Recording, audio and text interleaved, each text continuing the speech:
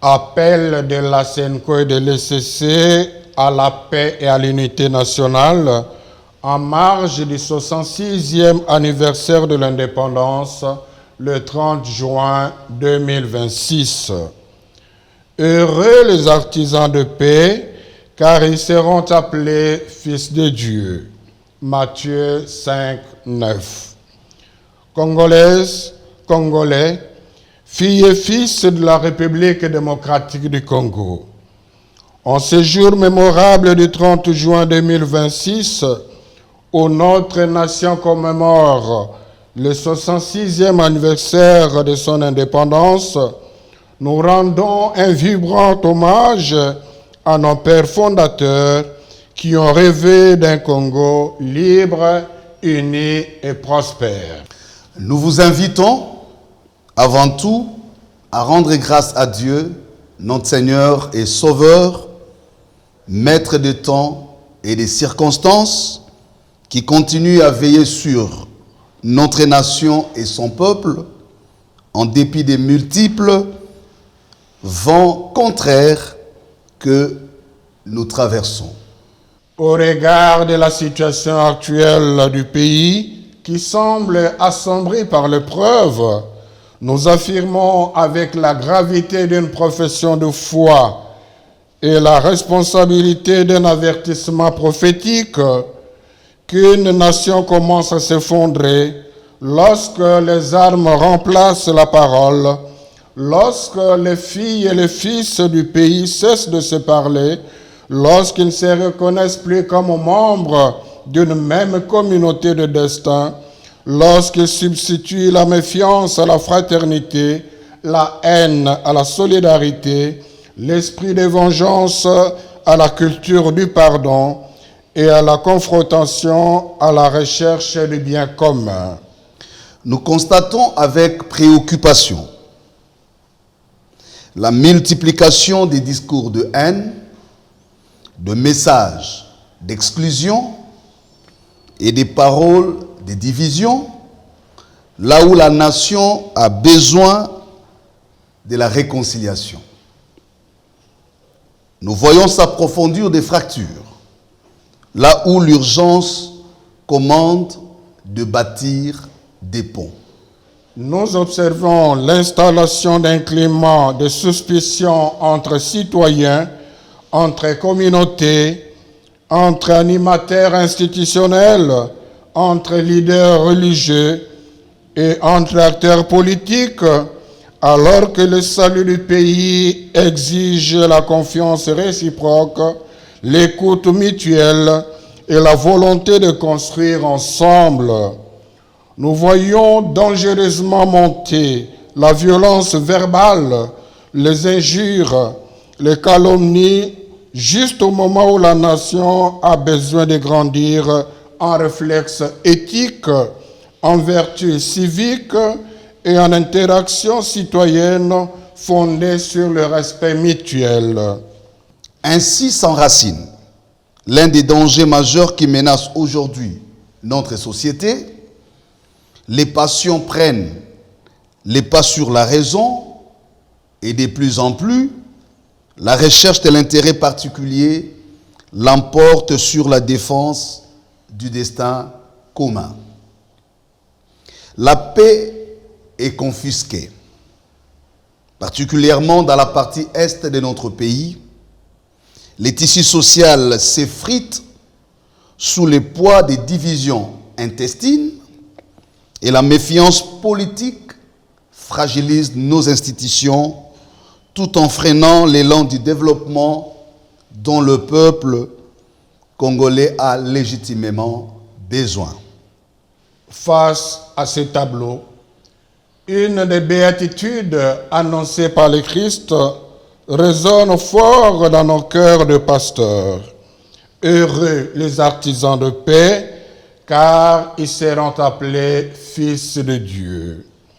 Matthieu 5, 9. Voilà pourquoi nous lançons avec espérance cet appel qui nous vient du fond de notre devoir pastoral, celui d'un dialogue sincère, inclusif et républicain. à la lumière de la parole de Dieu. Voici, oh, qu'il est agréable, qu'il est doux pour des frères de demeurer ensemble. Psaume 133. Nous avons foi que les Congolais accepteront de se parler, de s'écouter et de se reconnaître mutuellement comme les héritiers d'une même histoire et les bâtisseurs d'un même avenir. Tout n'est pas complètement perdu. Le Congo peut encore guérir de ses blessures. Ne laissons pas les divisions s'enraciner davantage, au risque que les blessures d'aujourd'hui deviennent les fractures irréparables de demain. Cet arbre à palabres que nous appelons de tous nos voeux n'est pas un schéma tout tracé qui viserait à satisfaire des agendas cachés, un partage des gâteaux, mais une table de vérité et réconciliation pour le salut holistique de la nation, où l'intérêt supérieur de la nation prime sur les ambitions individuelles et partisanes. La cohésion nationale est consolidée pour faire bloc contre les prédateurs extérieurs qui profitent de nos divisions intérieures. Le pacte républicain est renforcé pour garantir la justice sociale, l'état de droit démocratique, la protection des droits humains et la dignité de chaque citoyen. L'histoire nous regarde. Nos enfants nous regardent. Que personne ne se trompe. Lorsque la maison brûle, les habitants cessent de discuter de leurs différences. Ils unissent leurs forces pour éteindre l'incendie. Demain, nos enfants et nos petits-enfants nous demanderont ce que nous avons fait lorsque le Congo s'est trouvé à la croisée de chemins.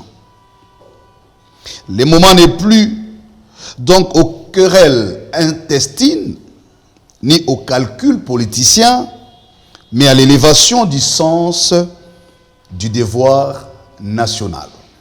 Trouvons la sagesse de nous asseoir ensemble autour d'une même table pour sauver ce qui nous unit.